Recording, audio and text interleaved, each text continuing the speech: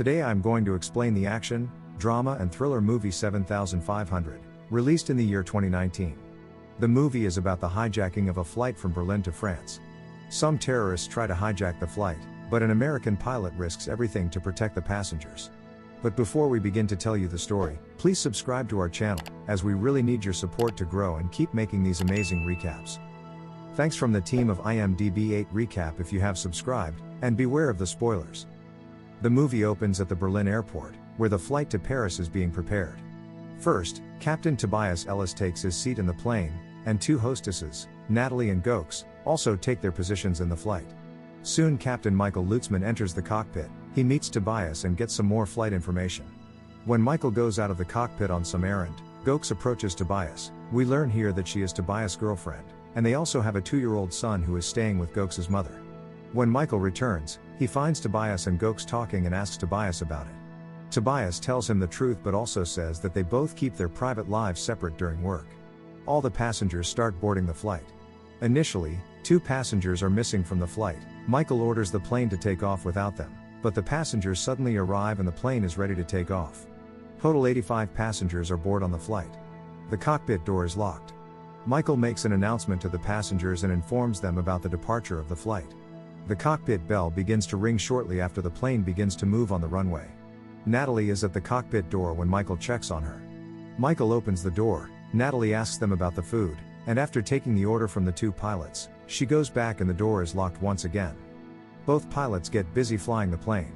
A camera clip is playing outside on a screen in the cockpit where the 2 hostesses are at work, and we see that a foot gently pulls the curtain away. The aircraft stabilizes after reaching the specified altitude, and the aircraft is put on autopilot. Natalie rings the bell once more to serve the order to the pilots.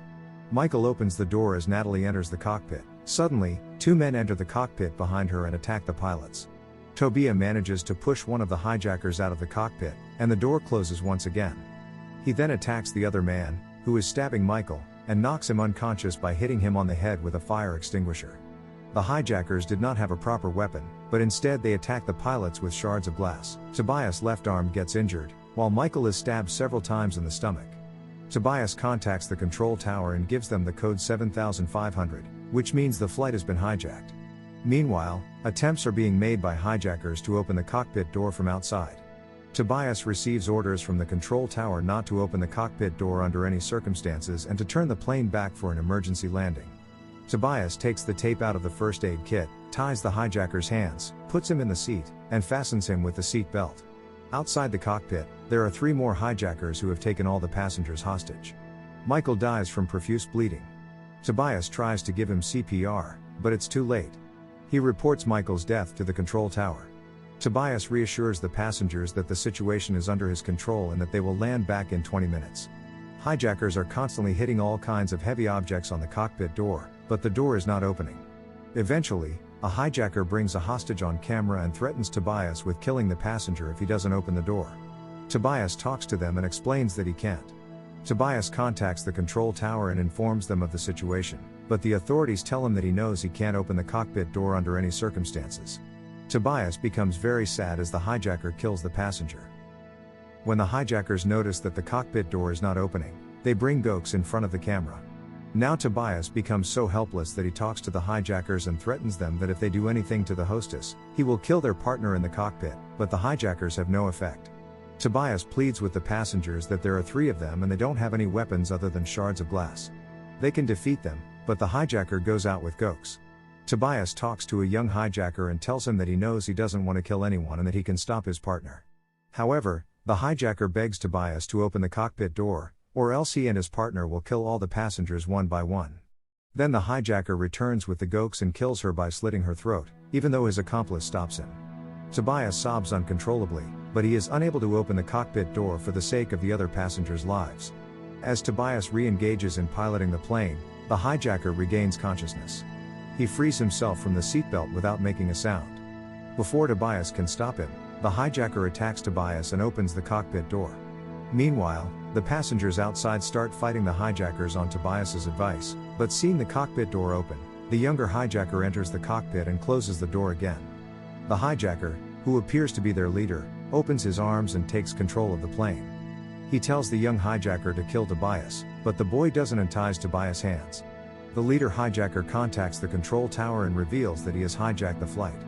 He is assured by the control tower that all his demands will be considered, but the hijacker says that he has no demands and is going to crash the plane. After that, the ship begins to rapidly descend.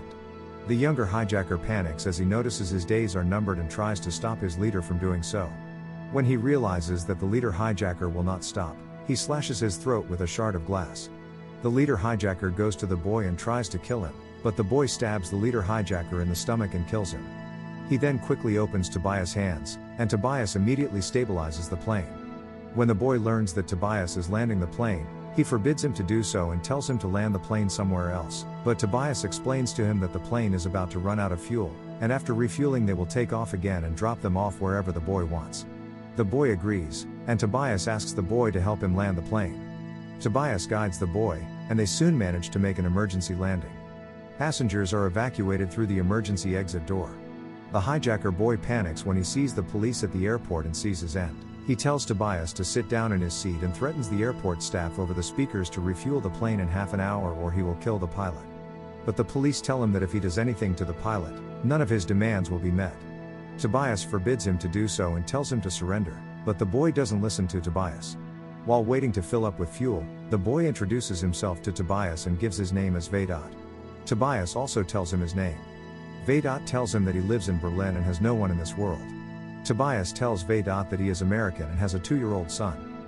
Tobias asks Vedot how old he is, and he says 18, which Tobias is sad to hear because Vedot is a teenager.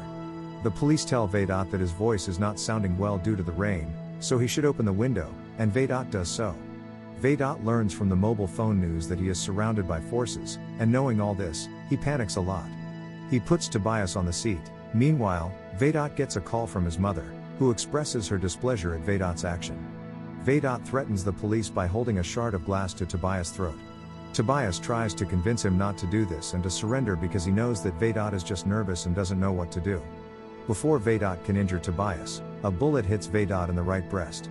Tobias comes to him and tries to stop his bleeding. He assures Vedot that he will take Tobias to the doctor soon, but the forces arrive and take Tobias away from Vedot. Overall, 7500 is a great movie to watch with an amazing storyline, so make sure to check it out. To watch many more exciting recaps like this, don't forget to subscribe, as that's the only way we can keep making these fantastic recaps and like this video. Let us know in the comments section about your next favorite movie that you would like us to recap.